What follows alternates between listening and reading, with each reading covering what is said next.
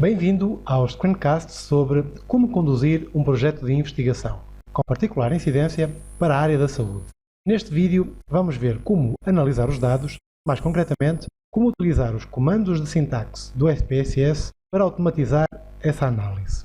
Na secção de escolher os métodos de análise de dados, introduzimos este diagrama para nos ajudar a escolher as técnicas certas para cada tipo de análise, neste caso, da estatística descritiva.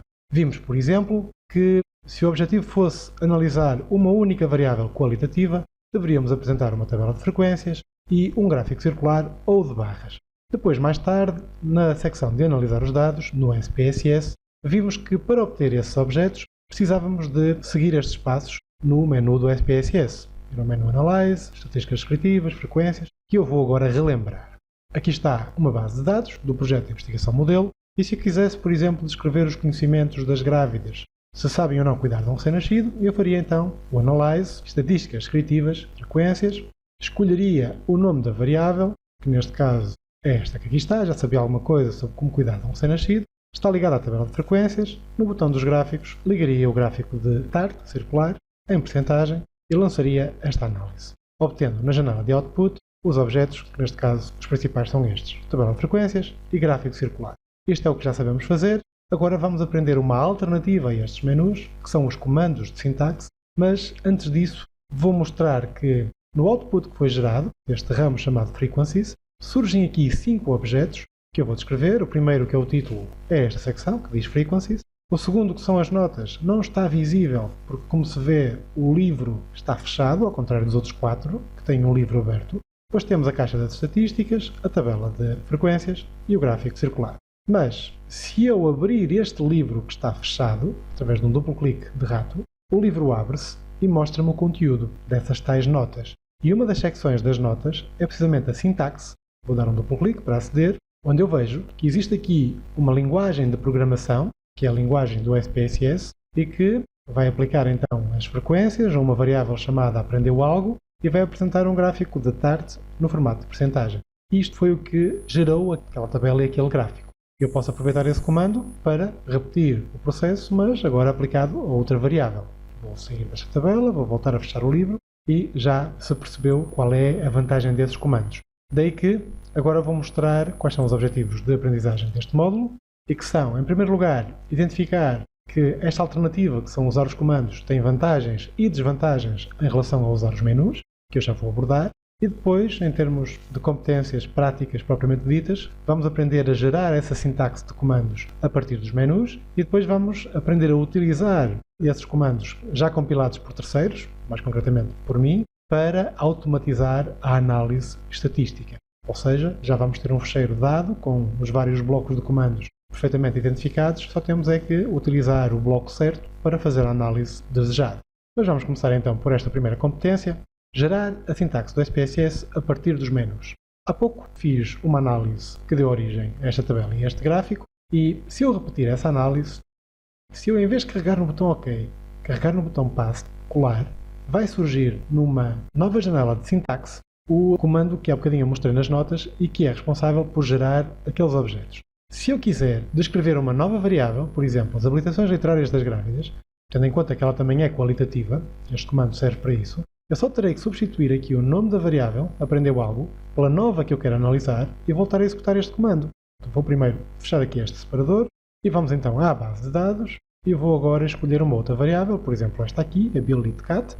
Só tenho é que escrever o nome dela na secção dos comandos. Eu poderia escrever à mão, apagando esta, mas havia uma grande probabilidade de eu me enganar, de me esquecer de um caractere e isso faria com que o comando desse erro, que é uma das desvantagens de utilizar esta alternativa. Então o ideal é copiar exatamente o nome que aqui está para o fecheiro de comandos. Vou fazer F2 para editar aquele nome, agora vou fazer copiar, Ctrl+C com um atalho de teclado e Escape para fechar o modo de edição.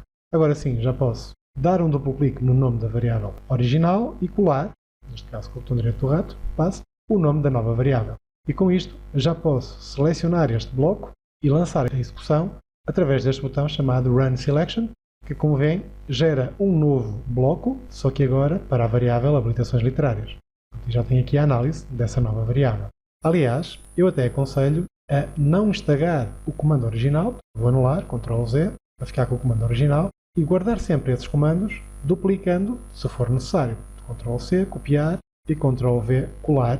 E agora sim é que substituiria aqui o nome da nova variável que eu quisesse analisar. Desta forma, eu vou elencando aqui os vários comandos e a qualquer altura posso voltar a executar tudo. Imaginem, por exemplo, eu perdi aquele fecheiro de output. Já não tenho a análise que acabei de gerar. A qualquer altura, se guardei estes comandos, posso voltar a selecioná-los e a executá-los e obtenho de novo a análise que me permite interpretar os conhecimentos da grávida e as habilitações. Outra situação é, imagine que na vista dos dados da minha base de dados eu me esqueci de lançar algumas respostas. Não tenho 50, mas sim 60 casos. Lançaria os outros 10 casos que faltam aqui e a análise que eu já tinha gerado estava incompleta. Não são 50, mas sim 60. Teria de novo, se não conhecesse esta alternativa, que ir aos menus e repetir os vários procedimentos para obter a análise atualizada. Assim não, basta voltar a executar os blocos e já tenho a nova análise feita. Essas são algumas das vantagens. Uma das principais desvantagens é que isto é uma linguagem de programação. Se eu me enganar em qualquer caractere, já obtenho um erro. Por exemplo, vou simular que quero agora analisar uma nova variável, vou de novo duplicar este bloco e vou à base de dados buscar agora uma outra variável, por exemplo, a variável primípara, se a grávida é ou não primípara. Se eu, em vez de fazer copiar-colar, se eu tivesse apagado esta variável e sem querer apagava o igual e a seguir escrevia primípara, bastou ter apagado um caractere, que foi o símbolo de igual, para que, ao executar, já obtenha um erro que diz que ele não consegue executar este comando frequency. Não existe variável. Ela existe, só que eu esqueci-me do igual, portanto, aquilo dá um erro. Agora que eu já corrigi o erro, se voltar a executar, já tenho a análise bem feita. Mas esta é uma das principais vantagens de utilizar os comandos de sintaxe, que é, se eu me enganar num pormenor muito pequeno, já obtenho um erro e se eu não conhecer esta linguagem de programação, será muito difícil para mim corrigir esse erro. Antes de continuar, eu vou ilustrar a diferença entre estas três janelas que nós agora temos. Temos a janela com os dados, que tem a extensão .sav, como se vê aqui em cima.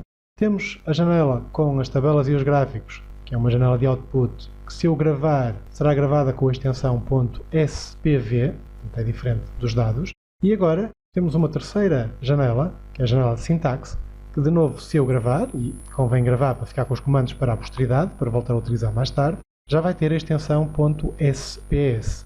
São três formatos diferentes, todos proprietários do programa SPSS, mas que permitem distinguir os tipos de fecheiros. Vou cancelar e vou mostrar agora como é que se pode comentar estes blocos.